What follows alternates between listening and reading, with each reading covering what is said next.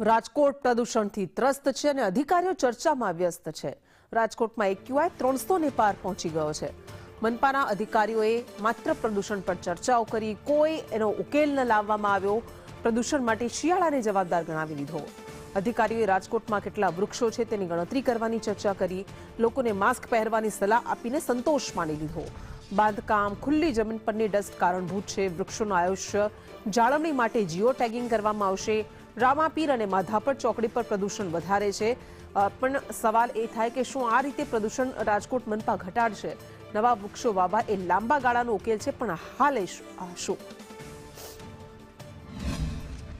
શહેરમાં પ્રદૂષણનો ઘટાડો થાય તે માટે આપણે વધુમાં વધુ વૃક્ષોનું વાવેતર માટેનું આયોજન કરી વૃક્ષારોપણ કાર્યક્રમ કરતા હોઈએ છીએ। રાજકોટ શહેરમાં હાલે કેટલા વૃક્ષો છે, કઈ કઈ જગ્યાએ છે, કયા વિસ્તારમાં કેટલા વૃક્ષો છે, એ તમામ વૃક્ષોનું જે ઇન્ડિવિડ્યુઅલ વૃક્ષો છે એ ઇન્ડિવિડ્યુઅલ વૃક્ષોનું જીઓ ટેગિંગ કરી કઈ જાતનું વૃક્ષ છે, કેટલી ઉંમર છે, એમનું તંદુરસ્તી વૃક્ષની કેવી છે, કોઈ સુકાઈ ગયેલું છે, હેલ્ધી છે, આ તમામ પ્રકારની માહિતી આપણે એકત્ર કરીશું।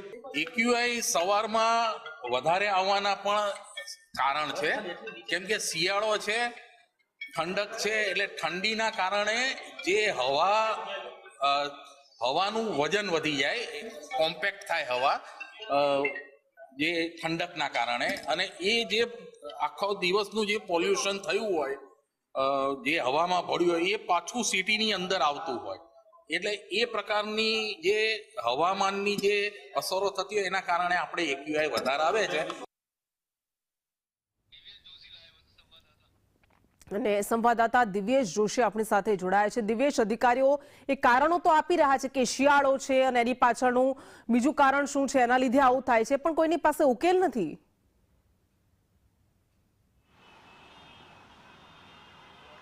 ચોક્કસ ક્રિષ્ના, વાત કરવામાં આવે તો છેલ્લા એક અઠવાડિયાથી રાજકોટમાં જે હવાનું પ્રદૂષણ છે તે ખૂબ જ વધારે જોવા મળી રહ્યું છે। સામાન્ય રીતે 250 થી 300ની વચ્ચે છે તે છેલ્લા એક અઠવાડિયાથી એક્યુઆઈનું જે પ્રમાણ છે તે જોવા મળી રહ્યું છે। આજની જો વાત કરવામાં આવે તો જે એક્યુઆઈનું પ્રમાણ છે તે 300 ને પાર પહોંચી ગયું છે, ત્યારે અધિકારીઓ છે તે હાસ્યાસ્પદ જવાબ આપી રહ્યા છે કે જીઓ ટેગિંગ કરવામાં આવશે, વૃક્ષોનું વાવેતર કરવામાં આવશે, પરંતુ આ બધી તો લાંબા ગાળાની વસ્તુ છે। અત્યારે જે લોકો છે તે પ્રદૂષણને લીધે ત્રસ્ત થઈ રહ્યા છે, ત્યારે બીજી તરફ અધિકારીએ પોતાનો એવો પણ સ્વ બચાવ કર્યો હતો કે શિયાળો ચાલુ છે, ઠંડી હવાને લીધે હવામાં પ્રદૂષણ છે તે વધારે જોવા મળી રહ્યું છે। જેમ જેમ સમય વીતતો જાય છે, બપોરનો સમય આવતો જાય છે, ત્યારે જે હવામાં પ્રદૂષણનું સ્તર હોય છે તે નીચું થતું હોય છે। બીજી તરફ જો વાત કરવામાં આવે તો જે આડેધડ જે નવા બાંધકામ થઈ રહ્યા છે અને રોડ ઉપર જે ડસ્ટ ઉડતી હોય છે તેને પણ કારણભૂત છે તે ગણવામાં આવ્યું હતું, અને સવારના સમયે જે મોર્નિંગ વોકમાં નીકળતા લોકો છે તેને અપીલ કરવામાં આવી હતી કે સવારના 4 કલાકના સમયમાં માસ્ક પહેરવામાં આવે,